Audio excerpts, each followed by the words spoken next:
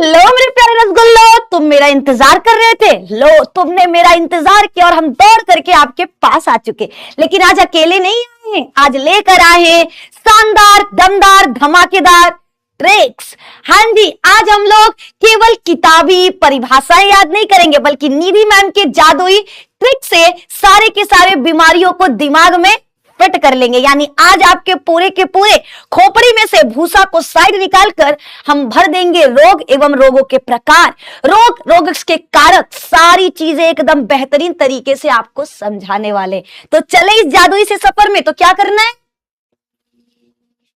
अरे कंजूस हो, वीडियो को लाइक करना है जो अभी तक तुम दबाए नहीं हो। भैया वीडियो को लाइक करो, अपने प्यारे प्यारे दोस्तों को शेयर करो, और हाँ, चैनल पर नए हैं, पहली बार आए तो चैनल को सब्सक्राइब कर ले, बिकॉज निधि मैम कहीं नहीं मिलेंगी, सिर्फ और सिर्फ अपने प्यारे से चैनल निधि मैम साइंस पर मिलेंगी, जहां पर वो पढ़ाती हैं फ्री में बायोलॉजी। तो भैया चलिए स्टार्ट करते। तो सबसे पहली चीज जो हम आपको बताएंगे कि ये भैया आखिर स्वास्थ्य का मतलब क्या होता है। हमने आपको स्वास्थ्य का मतलब बताया था, लेकिन फिर भी एक बार रिवाइज कराते हैं। स्वास्थ्य का मतलब होता है कि किसी व्यक्ति का रोग मुक्त होना, ऐसा मेरा मानना था, ऐसा कुछ लोगों का मानना था जिसने अभी तक WHO की परिभाषा नहीं पढ़ी थी। उन लोगों से जब पूछा गया कि स्वास्थ्य का मतलब क्या है, तो उन्होंने कहा कि अगर आपके शरीर में कोई बीमारी नहीं है तो इसका मतलब आप स्वस्थ हो। लेकिन WHO, जिसका पूरा नाम होता है वर्ल्ड हेल्थ ऑर्गेनाइजेशन, क्या होता है कलुआ? तुम बताओ,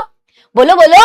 वर्ल्ड हेल्थ ऑर्गेनाइजेशन, विश्व स्वास्थ्य संगठन, इन्होंने बताया कि स्वस्थ का मतलब होता है किसी व्यक्ति का शारीरिक, मानसिक एवं सामाजिक तीनों रूपों से स्वस्थ होना। ऐसे व्यक्ति को हम स्वस्थ व्यक्ति कहते हैं। यानी अगर कोई व्यक्ति मन से, मानसिक रूप से स्वस्थ होगा, अपनी शारीरिक रूप से स्वस्थ होगा और समाज के कल्याण के बारे में सोचेगा, समाज में रहने के योग्य होगा, तो ही वो व्यक्ति स्वस्थ कहलाएगा। अब स्वस्थ तो हमको पता चल चुका, लेकिन सवाल है कि मैम रोग क्या है? तो रोग का मतलब होता है कि जब हमारे शरीर का कोई अंग पूरी तरह से काम नहीं कर रहा हो, या पूरा का पूरा शरीर काम करना बंद कर देता है, जिसके वजह से शरीर में कोई असहज लक्षण दिखाई देने लगे, तो उस स्थिति को रोग या बीमारी कहते हैं। अगर सरल भाषा की बात करें तो शरीर की वह स्थिति जिसमें हम उनकी सामान्य कार्य प्रणाली में रुकावट आने लगता है, इसी को हम रोग कहते हैं। एक लाइन में बताएं, रोग का मतलब होता है कि शरीर की वह स्थिति जब हम किसी कार्य को सुचारू रूप से नहीं कर पाते, बल्कि उस काम को करने में हमारे शरीर में रुकावट उत्पन्न होती है, हम पूरी ऊर्जा के साथ जब किसी काम को नहीं कर पाते हैं, तो शरीर की उसी स्थिति को बीमारी कहते हैं। इसमें शरीर में अलग अलग तरह के लक्षण दिखाई देते, जैसे तापमान का बढ़ जाना, जिसे हम फीवर कहेंगे, का खांसी, छींक, ये सारी चीजों का दिखाई देना। ये कब होता है? जब हमारे शरीर में कोई बीमारी आ जाता है। अब सवाल है कि बीमारी और रोग सेम है, तो बिल्कुल बीमारी और रोग दोनों सेम है, लेकिन रोगों के प्रकार की अगर बात करें तो हम दो आधार पर रोगों को बांट सकते हैं। पहला, अवधि के आधार पर। अगर रोगों को अवधि के आधार पर बांटा जाए तो रोग दो प्रकार के होते हैं। पहला होता है हमारा तीव्रकालिक रोग, यानी ऐसे रोग जो बहुत जल्दी यानी अचानक से होते हैं और बहुत कम समय के लिए होते हैं, जैसे सर्दी जुकाम। भैया एक हफ्ते बहुत ज्यादा होता है, 3 से 5 दिन या एक हफ्ते तक आपके शरीर में रहता है, फिर अपने आप ठीक हो जाता है। तो ऐसे रोग जो अचानक से होते हैं और बहुत कम समय के लिए होते हैं, हम उन्हें क्या कहते हैं? क्या कहते हैं? क्या कहते हैं? क्या कहते हैं? तीव्रकालिक रोग। बोलो मेरे साथ। ऐसे रोग जो अचानक होते हैं, बहुत ही कम समय के लिए रहते हैं, उन्हें कहते हैं तीव्रकालिक रोग, जैसे सर्दी, जुकाम, हैजा।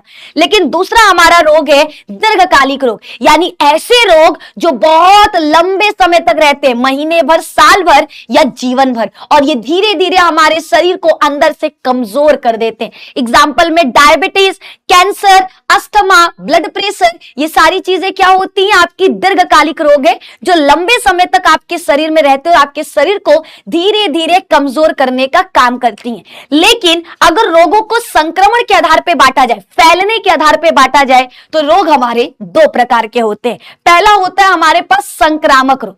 संक्रामक रोग का मतलब होता है ऐसे रोग, संक्रामक रोग का मतलब ऐसे रोग जो एक संक्रमित व्यक्ति से किसी स्वस्थ व्यक्ति में प्रत्यक्ष प्रत्यक्ष या अप्रत्यक्ष रूप से फैलता है, हम उन्हें क्या कहते हैं? संक्रामक रोग। अगर आपसे कोई पूछे संक्रामक रोग क्या है, तो सिंपल सा डेफिनेशन आपको याद रखना है, ऐसे रोग जो एक व्यक्ति से दूसरे व्यक्ति में प्रत्यक्ष या अप्रत्यक्ष तरीके से फैलते हैं, हम उन्हें संक्रामक रोग कहते हैं। और इन रोगों को फैलाने वाला पता है कौन है? इन रोगों को उत्पन्न करने वाले सूक्ष्म जीव होते हैं, जैसे जीवाणु, विषाणु, प्रोटोजोआ, कवक, कृमि। ये क्या करते हैं? इन रोगों को फैलाने का काम करते हैं, इन रोगों को उत्पन्न करने का काम करते हैं। और ये रोग एक शरीर से दूसरे शरीर में हवा, पानी, भोजन, शारीरिक संपर्क या मच्छरों, कीटों के जरिए एक शरीर से दूसरे शरीर में जाता है। तो अगर हम आपसे पूछे संक्रामक रोग क्या है, तो आपको याद रखना है, ऐसे रोग जो एक व्यक्ति से किसी स्वस्थ व्यक्ति में प्रत्यक्ष या अप्रत्यक्ष रूप से फैलता है, हम उन्हें संक्रामक रोग कहते हैं। इन रोगों को उत्पन्न करने वाले हानिकारक सूक्ष्म जीव होते हैं और ये रोग एक व्यक्ति से दूसरे व्यक्ति में हवा, पानी, भोजन और शारीरिक संपर्क या मच्छरों के जरिए एक शरीर से दूसरे शरीर में फैलता है।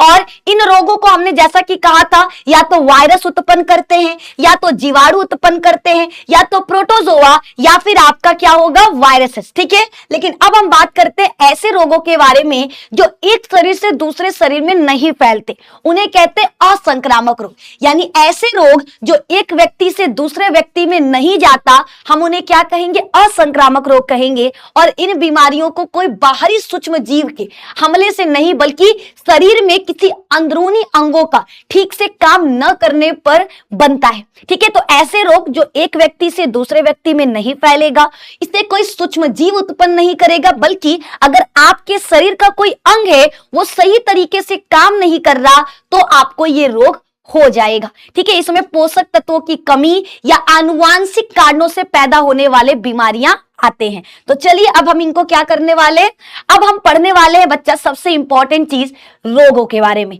ठीक है, जो आपको पूरे जीवन, आप आगे चलकर कोई कंपटीशन का एग्जाम देने वाले हो, आप आगे चलकर के 10th या 12th का एग्जाम देने वाले हो, या आप जनरल नॉलेज के लिए भी ये वीडियो देख रहे हो, तो ये बहुत इंपॉर्टेंट है कि आपको पता होना चाहिए कि कौन से रोग हमारे जीवाणुओं की वजह से होते हैं और कौन से रोग विषाणुओं की वजह से होते हैं और कौन प्रोटोजोआ और कौन कवक की वजह से। तो चलिए बिना देरी के हम इसको स्टार्ट करते हैं।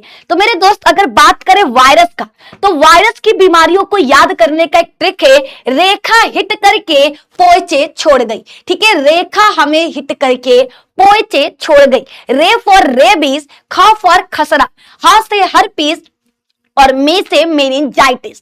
ठीक है, फिर बच्चा आपको बता दे, रेखा हमें हिट करके हमारा क्या होता है? भाषा वो साइलेंट होता है, उससे कुछ नहीं। अगर हम आपको लिख कर बताएं, ठीक है, तो देखो ट्रिक हमारा है, रेखा आपको देखो कैसे याद रखना है, रेखा हमें हिट करके पीछे को हम बस लिख देंगे पोयचे, पोयचे छोड़ गई, है ना। रेखा हमें हिट करके पोयचे छोड़ गई। अब इसमें आपका सारा ट्रिक है, कैसे बच्चा? देखो, रे फॉर आपका रेबीज, रे से होता है आपका रेबीज, ख से होगा खसरा, ह से होगा हर्पीस, मे से होगा मेनिंजाइटिस, ही से होगा हिपेटाइटिस बी, टी से होगा ट्रेकोमा और करके इसमें बच्चा साइलेंट है, करके से कुछ नहीं होगा। पो से याद रखना है पोलियो, ए से याद रखना है एड्स, चे से याद रखना है चेचक, थो से याद रखना है छोटी माता, ड से याद रखना है डेंगू, ग से गलसुआ और ई से याद रखना है इन्फ्लुएंजा। तो ये हमारा क्या हो गया? डन। तो आप सभी को जब भी अगर 4 ऑप्शन दे और बोले इनमें से वह कौन सी बीमारी है जो वायरस की वजह से होता है, तो पूरे जीवन आपको याद रखना है, अब भूलना नहीं है। ठीक है, जब भी वायरस से पूछेगा कोई 4 बीमारियों के नाम बताइए या इन चारों में से कौन सी बीमारी वायरस से होती है, तो एक ट्रिक अपने दिमाग, जैसे अपने दिल में उसका नाम छिपाए हो ना, है ना, मेरे दिल पे लिखा है उसका नाम, बस उस तरीके से आपके दिमाग और दिल में हो जाना चाहिए। विषाणु के रोगों का नाम याद करने का ट्रिक एकदम छाप दो, है ना। रेखा हमें हिट करके पोयचे छोड़ गई। अब भैया विषाणु तो हो गया, अब कहोगे मैम जीवाणु का भी तो बता दो। जीवाणु से तो सबसे ज्यादा क्वेश्चन आते।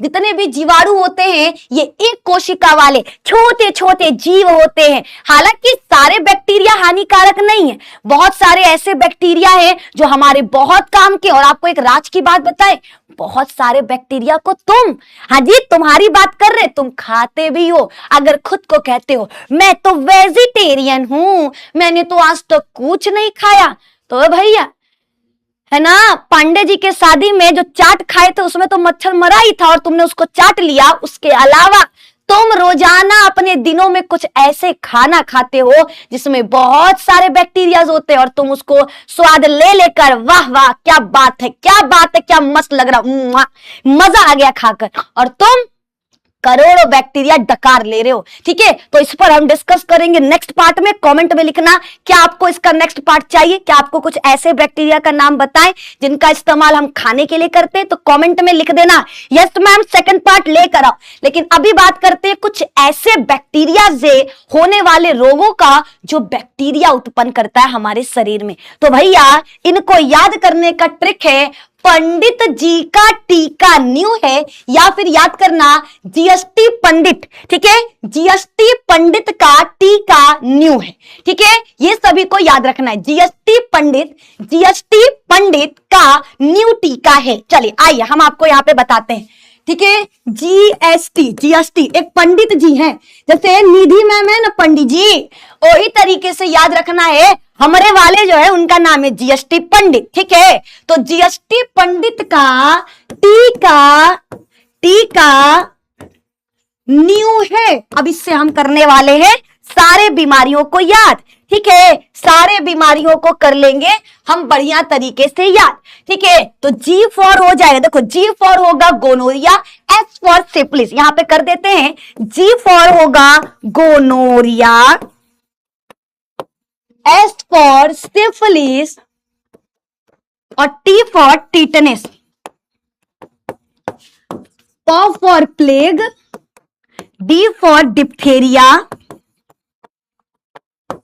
और टी फॉर तपेदिक, का फॉर काला कुष्ठ, काला जार भी है ना, काला जार लिख दो।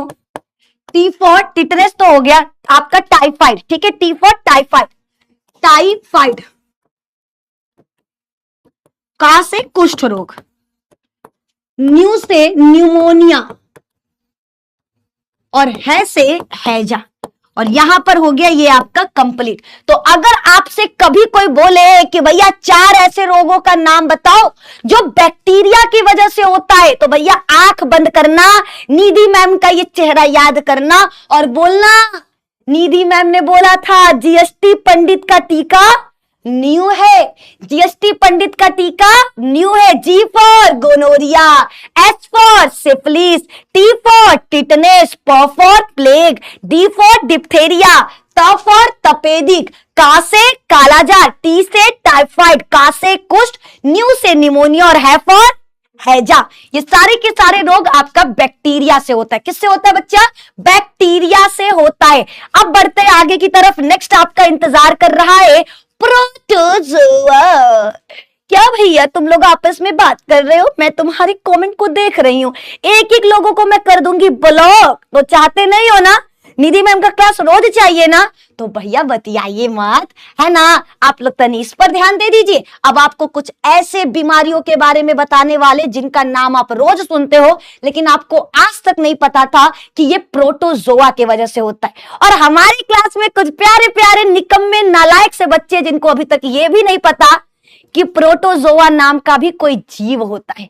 वो आज तक जीवाणु और विषाणु तो सुने हैं, प्रोटोजोआ क्या है इन नालायकों को आज तक नहीं पता था। तो कोई बात नहीं, Nidhi ma'am is here, then why are you fear? इसी बात पे लाइक का बटन दबा दो, जल्दी से वीडियो को लाइक करिए, फटाफट से शेयर कर दो अपने कल्लू मल्लू चल्लू डल्लू सारे के सारे दोस्तों को। बता दो निधि मैम इतना बेहतरीन क्लास लेकर आई है जो पूरे यूट्यूब पर कहीं भी नहीं मिलेगा, कोई भी नहीं पढ़ाएगा ऐसे ट्रिक के साथ। एक एक ट्रिक मजेदार है और हमेशा जिंदगी भर याद करने वाला है। तो अभी बढ़ते हैं प्रोटोजोआ की तरफ। तो सवाल है कि मैम ये प्रोटोजोआ क्या है? तो भैया ये एक कोशिका वाले छोटे छोटे सूक्ष्म जीव है जिनको आप अपनी बड़ी बड़ी आंखों से नहीं देख सकते, नग्न आंखों से नहीं देख सकते, लेकिन हाँ ये बैक्टीरिया से थोड़े बड़े होते हैं और थोड़े से जटिल होते हैं। और ये पता है दूषित पानी, मिट्टी या मच्छरों के माध्यम से एक शरीर से दूसरे शरीर में पहुंचते हैं। तो प्रोटोजोआ क्या है? ये भी एक कोशिका वाला सूक्ष्म जीव है,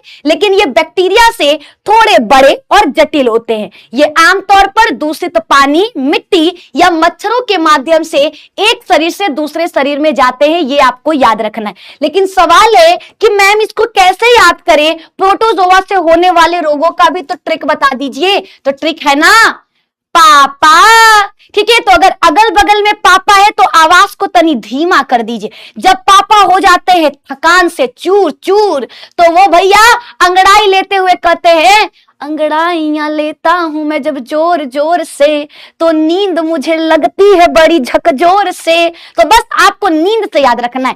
पापा जब काम पर जाते हैं तो उनको लगता है नींद, और जब नींद लगेगा तो वो क्या करेंगे? सो जाएंगे। तो आप क्या बोलोगे? आप मम्मी को बोलोगे, नहीं मम्मी पापा ना काम पे सो जाते हैं। तो बस इसी को ट्रिक बना लो। आपका प्रोटोजोआ से होने वाले रोगों का ट्रिक है पापा काम पे सोते हैं। पापा काम पे सोते हैं। अब इसको कैसे याद रखना है? पापा से याद रखना पायरियां।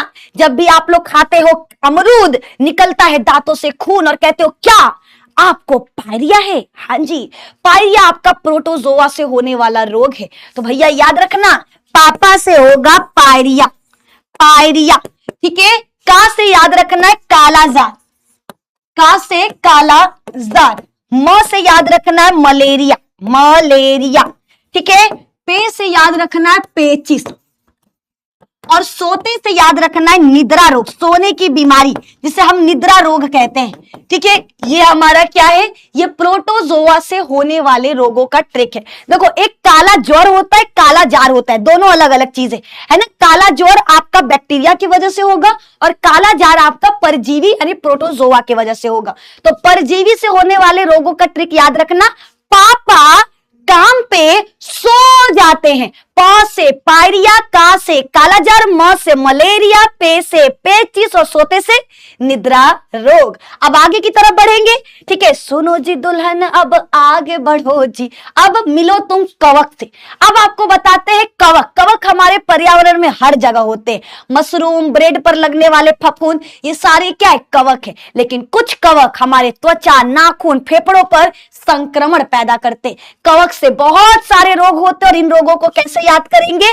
दामाद से, ठीक है। मान लो दामाद जी है ना, गाना भी है ना दामाद जी। तो दामाद जी आप मान लो आप कलुआ के पापा, ठीक है, कलुई के पापा फॉर एग्जाम्पल, ठीक है। आप हो कलुई के पापा, आपने एक लड़का खोजा जो है गंजा, है ना। कलुई का जो पति है वो गंजा है, गंजा। तो आप क्या बोलोगे? गंजा दामाद, लेकिन वो खाता है फ्रूट। तो होगा ट्रिक गंजा दामाद खाए फ्रूट, गंजा दामाद खाए खाए फ्रूट। तो इससे आपको याद रखना है ना। कवक से होने वाले रोगों का ट्रिक है गंजा दामाद, है ना। कलुआ है गंजा, कलुई का पति कलुआ, कलुआ है गंजा, आपका कहलाएगा दामाद और खाता क्या है? फ्रूट। तो भैया ट्रिक क्या बनेगा? गंजा दामाद खाए फ्रूट। गंजापन, आधे लोग टकला हो जाते हैं ना, तो भैया वो टकला काहे लिए होते हैं? आधे लोग बोलते हमारा बाल झड़ गया है होकरी के चक्कर में, है ना। लड़का का जब बाल झड़ने लगता है तो सीधा इल्जाम लड़की पे लगा देते। कलुआ का बाल झड़ा ना, सीधा इल्जाम कलुई पे लगा दिया कि ये हमारा खून पी गई, हमारा बाल पूरा का पूरा चाट गई, हम टकले हो गए। लेकिन अब उसको बताओ कि ना ना ना, लड़कियों की वजह से गंजापन नहीं होता है, तुम लोगों के वजह से होता है। तुम्हारे बाले में एक कवक पड़ जाता है और जेकरा वजह से तुम गंजापन के शिकार हो जाते हो। तो गंजापन एक कवक की वजह से होता है, ठीक है। दमा, दामा, द से दाद, ठीक है। खा से खाज खुजली, खाज खुजली।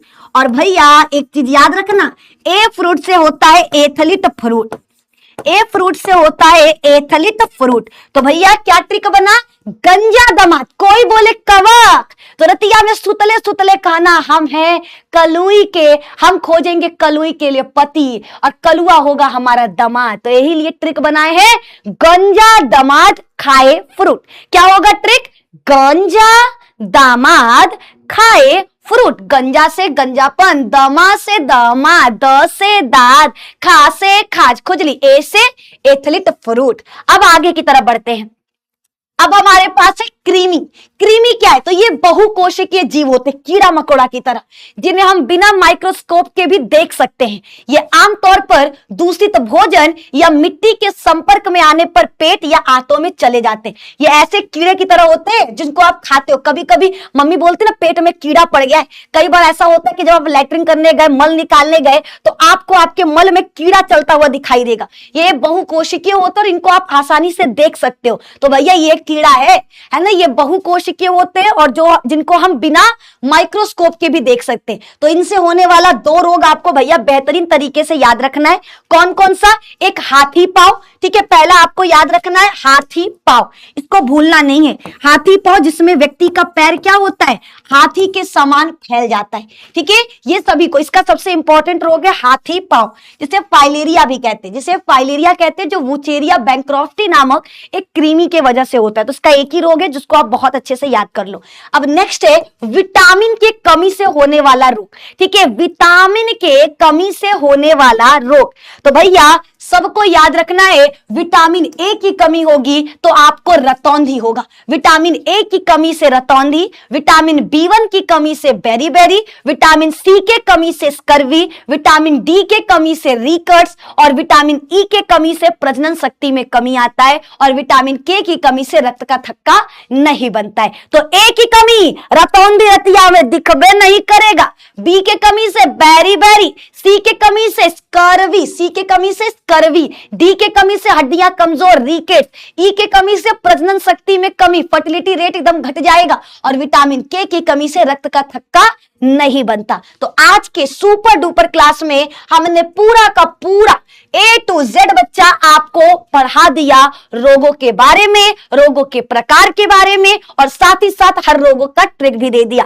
तो नेक्स्ट वीडियो आप लोगों के लिए हम लेकर आने वाले, क्योंकि एक बच्चे का बार बार कमेंट आ रहा कि मैम हम ना गंजे होते जा रहे। तो आप लोग कमेंट में बताओ नेक्स्ट वीडियो लेकर आए कि आखिर बाल क्यों झड़ जाते हैं, आखिर कौन सा कवक जिम्मेदार होता है टकलापन बनाने के लिए, गंजापन किसके वजह से आता है, कैसे आता है, हम कैसे बच सकते हैं। समय से पहले अगर गंजापन नहीं चाहते हो तो आपको कुछ ऐसे ट्रिक बताएंगे। अगर लड़के लड़कियों का बाल झड़ रहा है तो कुछ ऐसी चीजें बताएंगे जिनको फॉलो करके आप अपने सुनहरे घने घने बाल हमेशा पाए जा सकते हो, समझे। तो अगर आपको चाहिए काले सुनहरे बाल और आप चाहते हो कि गंजेपन का शिकार आप ना हो तो कमेंट में लिखना यस मैम। नेक्स्ट पार्ट आप लेकर आओ, हमें देखना है, हमें जानना है उस कवक के बारे में जिसके वजह से हम गंजे हो जाते हैं, ठीक है। तो आप लोग कमेंट में अगर 500 से ज्यादा कमेंट आता है तो हम आपके लिए नेक्स्ट वीडियो लेकर आएंगे गंजापन के बारे में। तब तक आज के इस वीडियो को आप लाइक करिएगा, शेयर करिएगा और चैनल पे नए हैं तो चैनल को सब्सक्राइब करिएगा।